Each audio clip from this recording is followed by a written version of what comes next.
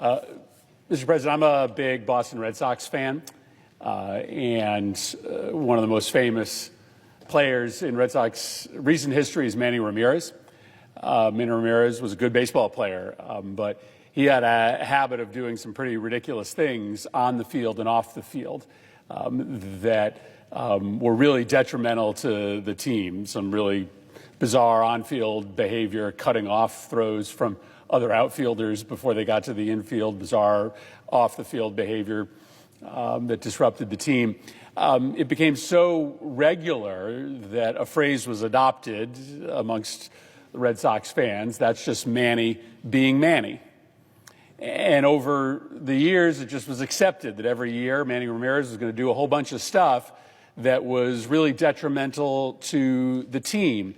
And over time, it just kind of became accepted that that was a fact of life, a way of life with Manny Ramirez.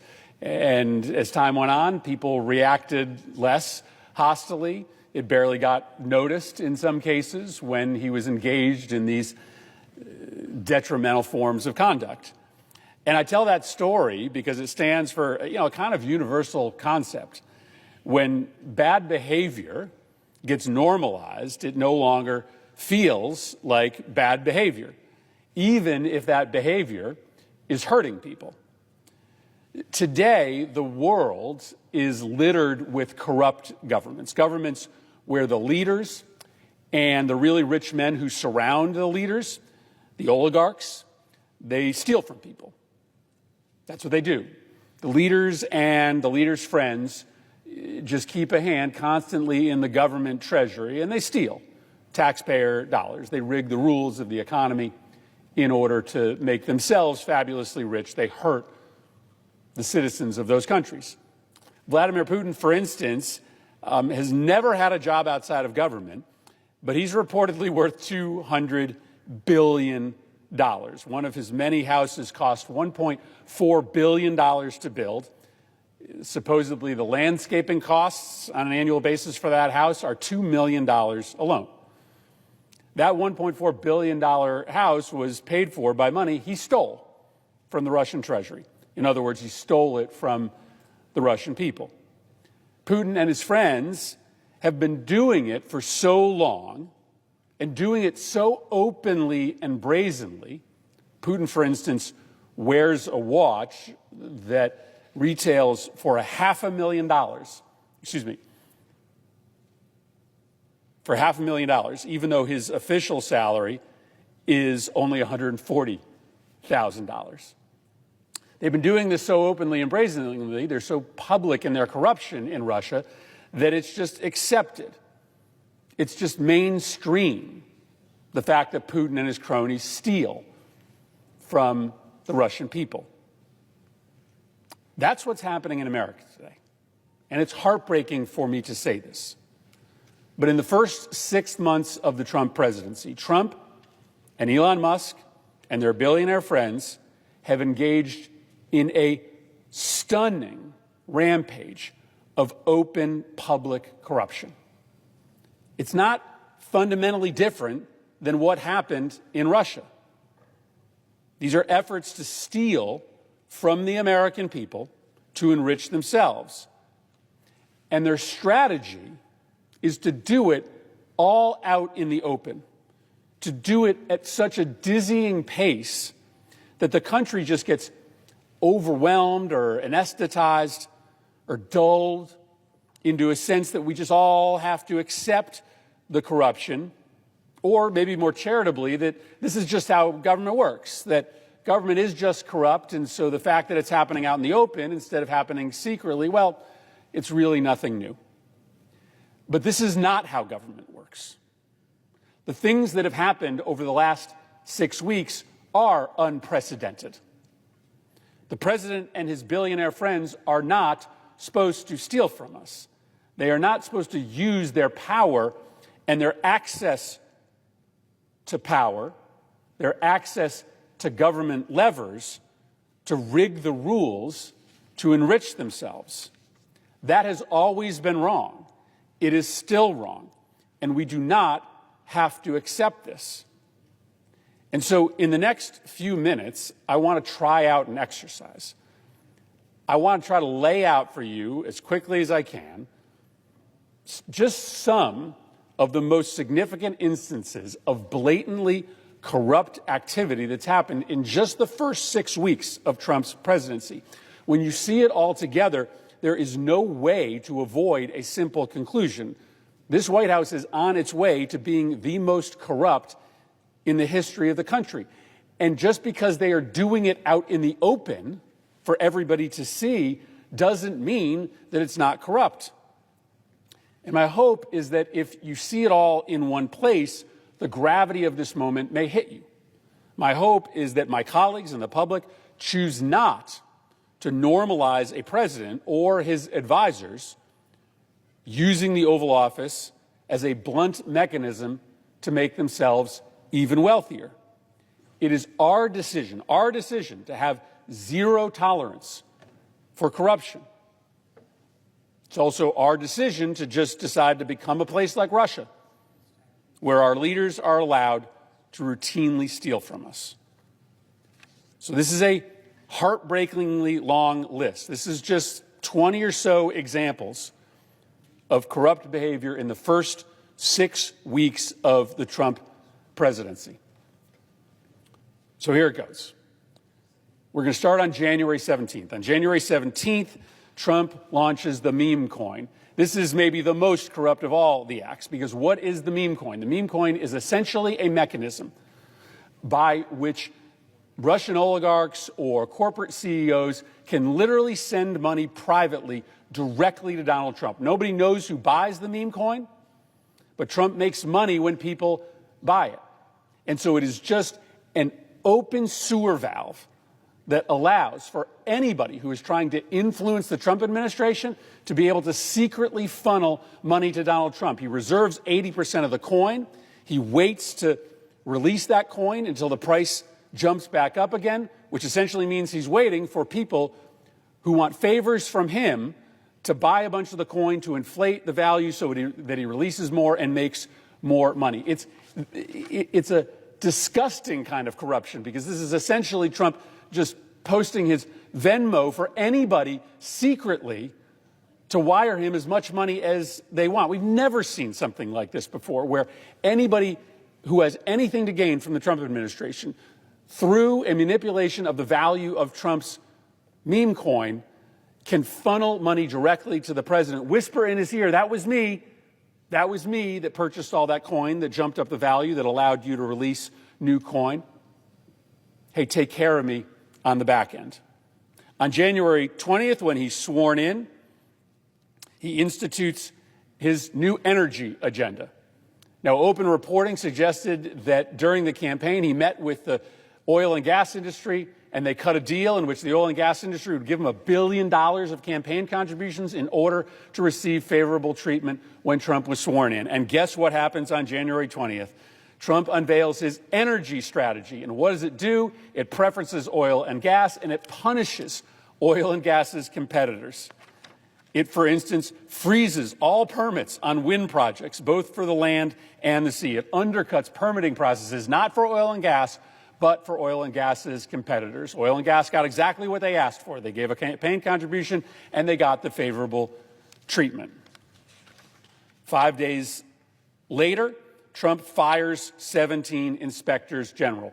What do inspectors general do? They look for corruption inside of these agencies. What do? If you are trying to engage in corruption, if you are trying to steal from the American people, you fire the inspectors general. 2 days later, on January 27th, Trump fires Gwen Wilcox from the NLRB. This is the National Labor Relations Board. When she's fired, the National Labor Relations Board cannot function any longer. Why does this matter? Because the person that has been put in charge of reviewing the hirings and firings of these agencies is Elon Musk, who, by the way, has lots of cases before the NLRB. So do the people that are standing behind Trump during the inauguration. Almost all of them have active cases before the NLRB. The billionaires supporting Donald Trump now don't have to worry about the NLRB, because on January 27th, the NLRB is rendered powerlessness. 3 days later, on January 30th, Trump awards more than $800,000 worth of stock to several of the board members of the Trump Media and Technology Group. This is the publicly traded company behind his social media platforms. So now his cabinet members, people like Kash Patel and Linda McMahon, are owning equity in Trump's media platform, equity that can be cashed out, sold to people who want to buy them out of their interest at any time.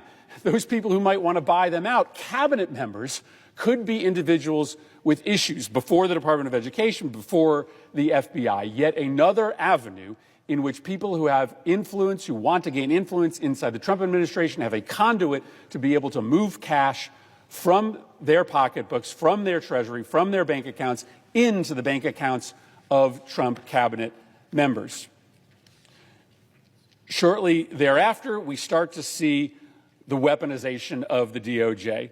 On February 23rd, a civil complaint from DOJ that had been pending against SpaceX, Elon Musk's signature company, is dropped.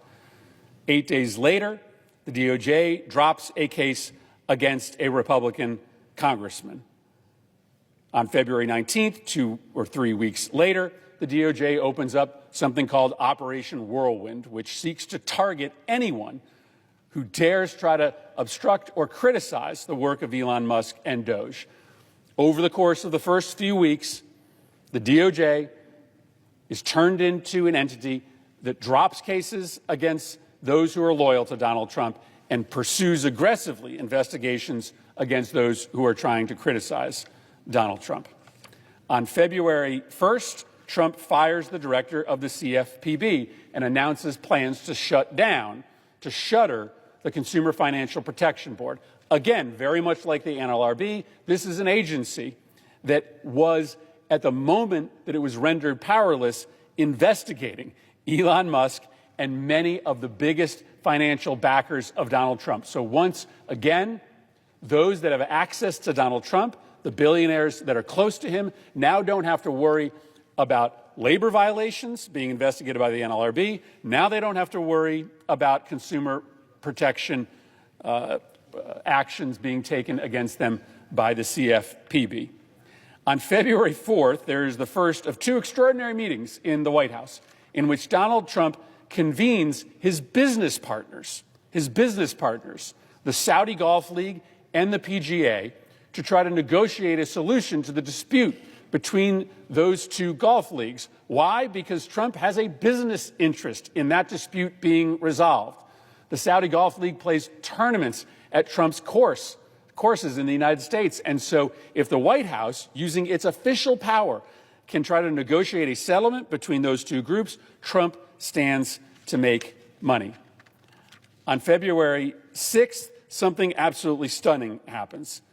Pam Bondi, the AG, issues a memorandum in which she proposes to dull the criminal enforcement of the Foreign Agents Registration Act. If you are representing a foreign government before the United States, you have to register so that we know if you are acting on behalf of American interests or you are acting on behalf of foreign interests. In the prior Trump administration, Trump officials got in big trouble for secretly working for and getting paid by foreign governments without registering. Well, what does Trump announce? That they are going to limit the applicability of the enforcement of that statute, making it much easier for Trump's friends, for his MAGA crowd, for the people who show up to Mar-a-Lago, to get paid quietly by foreign governments in order to influence Donald Trump. On February 10th, maybe aside from the meme coin, the most stunning act of corruption, the Eric Adams quid pro quo, in which Eric Adams, indicted for corruption, is let off the hook. His charges are dismissed in exchange for the mayor's pledge of political loyalty to Donald Trump. They literally went on TV and announced the deal, that we're getting rid of the charges against Eric Adams as long as the mayor pledges political loyalty to the president. That was so corrupt that 6 or 7 DOJ officials resigned because they refused to withdraw those charges. But the deal went through because the 7th or the 8th or the 9th official finally filed the withdrawal. And now in America, it is 100% clear that if you want to get away with corruption, if you want to steal from your constituents and you're an elected official in this country, all you have to do is just sign up for political loyalty with Donald Trump, and he will instruct the Department of Justice to let you get away with it. On February 10th, Donald Trump directs the DOJ to pause enforcement of U.S. laws that prohibit companies from paying bribes overseas. Come on. Come on. He instructs the DOJ to pause enforcement of U.S. laws that prohibit companies to pay bribes overseas. Here's an example. Goldman Sachs was engaged in outright bribery. They were paying bribes to Malaysian officials so that they could get a contract to manage the resources of the Malaysian Sovereign Wealth Fund. American companies should not be overseas bribing foreign governments. That compromises America's reputation and America's national security. But now we are going to pause enforcement of the laws that stop American companies from bribing foreign governments because corruption is now being normalized. This is what you do if you want to normalize corruption, is that you make it legal for American companies to engage in corruption overseas. That makes it easier for Trump to get away with corruption here. 2 days later, on February 12th, the announcement comes out that the State Department is going to buy $400 million of armored Teslas. Okay, so now it's getting even more blatant. It's getting even more brazen. The State Department is just going to buy a whole bunch of product from Elon Musk, product that they were not previously scheduled to buy. It is true that the Biden administration had a blueprint that was going to buy some electric vehicles, but it was around $483,000 worth of vehicles. Trump revises that blueprint of spending so that now the federal government is going to spend $400 million on armored Teslas from Elon Musk. Let's see. That's February 12th. That same day, Elon Musk's people infiltrate the Department of Labor, and reporting suggests that during that infiltration, Elon Musk's personal representatives get access to enforcement information at OSHA, not only against Elon Musk's companies, and by the way, SpaceX has an employee injury rate that is 9 times higher than the industry average, but also workplace safety violations against Elon Musk's competitors. Here's the message. If you are close to Donald Trump personally, if you support him politically, you can get secret access to enforcement data against your country, against your companies, and your company's competitors. That's what happens on February 12th. 3 days later, there's some suspicious firings at the FDA, again related to Elon Musk's personal financial interests. Elon Musk owns a medical device company called Neuralink. It is currently being reviewed by the FDA, and guess what? On February 15th and 16th, all over a weekend, there are 20 people fired from the FDA's Office of Neurological and Physical Medicine Devices.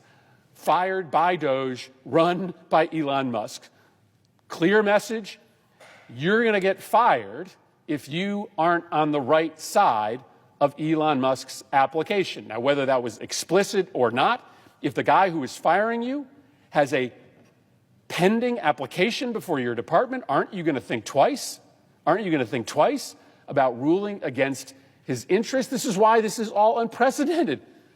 Again, this feels normal because it's been happening every day, but never before in American history have we allowed someone who has a pending application for approval of a medicine or a medical device to be able to personally decide who gets hired and who gets fired at the regulatory agency making the decision over that medical device. But now this stuff is happening every day because on February 15th as well, that same weekend, there's an announcement that the FDA cuts are going to be even deeper, perhaps as big as 50%. That means that hundreds of drugs and devices won't get approved at the FDA. And you know who benefits from that? The folks that are selling the snake oil products. And guess who's selling the snake oil products? The people who work for Donald Trump, selling Vita gummy scams, the director of the FBI is selling vaccine reversal pills. When the FDA gets gutted, it's the people who sell those unregulated products who stand to gain. On February 19th, 4 days later, we find out that the IRS is going to be cut by 7,000 people. And the biggest chunk of the folks who are going to be laid off are the people who do the audits of the billionaires and the millionaires and the corporations. And so once again, Elon Musk and the people standing behind Donald Trump on Inauguration Day are going to get off because the IRS just had its enforcement powers, its audit powers, absolutely gutted. That same day, on February 19th, you start to receive word that advertising on Elon Musk's platform is starting to grow again. And the reporting on February 19th indicates that American companies have come to the collective decision that they need to keep advertising on Elon Musk's platform because Elon Musk has so much regulatory power inside the federal government. That they need to make sure that they're paying Musk through Twitter and through X so that if they ultimately need something from the federal government, they can get it. This, again, is why we have never, ever in the history of this country allowed for the richest man in the world, somebody who controls major companies, to also have an official position inside the government. Because, of course, it opens up these clear avenues where people are going to do business with him privately to try to curry favor with him publicly. I'm not done. It just keeps going. The next day, on February 20th, the CDC's Advisory Committee on Immunization Practices monthly meeting is canceled and not rescheduled. And so we were very worried that Robert F. Kennedy Jr., who makes money off of his attacks on vaccines, would continue those attacks when he took over HHS. Because if faith in vaccines continues to plummet, it is very likely that RFK Jr. will make money. Why? Because the not-for-profit that he will likely return to, the company that he will return to after he leaves, makes money as vaccine misinformation spreads. And he also continues to collect fees for referring cases to a company that handles claims of personal injury due to vaccines. And so when the CDC's Advisory Committee on Immunization Practices is canceled, it is a clear indication that, yes, this campaign of assault on vaccines is going to continue, which, not surprisingly, is likely to make RFK Jr. even more money. On February 26th, we see Trump's MAGA hats that are for sale on his website displayed in the Oval Office. And it's just a reminder that so many people inside Trump's universe continue to sell merchandise on the side in order to make money. Donald Trump has always done this, and we've just kind of accepted it, even though it is a kind of corruption in and of itself. But Kash Patel, the director of the FBI, is still selling cash-branded merchandise, even while he's going to run the FBI. Elon Musk and others are selling Doge merchandise. So as they trumpet their brand inside the government, they're making money off their brand outside of the government. On February 26th, maybe the third most significant of brazen corruption happens, news breaks that Elon Musk is just going to have the FAA cancel a contract with Verizon that has been in the works for years and instead just substitute in Starlink for Verizon. Just extraordinary that this is happening in plain view of everybody. Elon Musk takes his private company, uses his access to government to just shove out of the way his competitors and instead insert himself and his company. Again, we've never seen this ever before in American history, and now it's happening on a daily basis. And now we get to this week. This week, Wired reports that guests are paying millions of dollars to dine with Donald Trump at Mar-a-Lago, and business leaders are being targeted with advertisements that sell access to a one-on-one meeting with the President of the United States for $5 million. Come on. Like, seriously. There's advertisements that say if you're a business CEO and you pay $5 million to Donald Trump, you can get a meeting with him. Like, this isn't okay. And yet, because it happens every single day, they're asking for us to pretend that this is normal. This is just 6 weeks. It's just 6 weeks. And the last thing on the list is an offer to meet with the president for $1 million or $5 million. If any previous president had sent out an advertisement suggesting that you could meet with them for a payment to them of $1 million to $5 million, in and of itself, we would deem that to be unacceptable. But Donald Trump and Elon Musk believe that because they have arranged this dizzying pace of corruption in which not a day goes by in which something doesn't happen inside our government, in which Elon Musk or Donald Trump use their power in order to rig the rules to enrich themselves, that we are all going to feel that it's normal. This is how democracies die. Democracies die when the very powerful people steal from us so regularly, so openly, so unapologetically, that we come to believe that it's normal. And listen, I understand that many Americans may think that all of this stuff just used to happen quietly. And the only difference is that Trump and Musk are just putting it all out in the open. And I'm not saying that there haven't been instances of corruption. Democrats and Republicans in this body have been accused of and convicted of acts of corruption.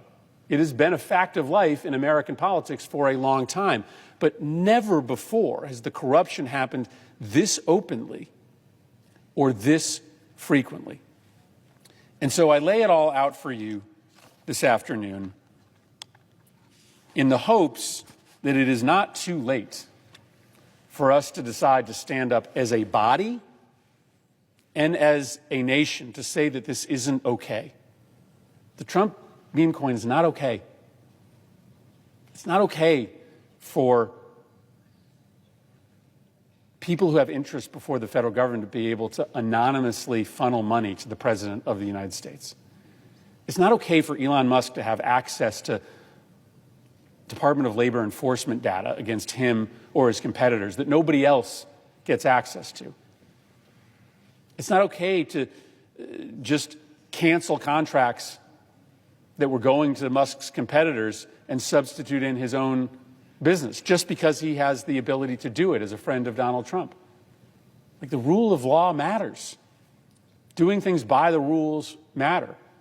This level of corruption was not occurring behind the scenes prior. It is not just that the cover got pulled off of it all.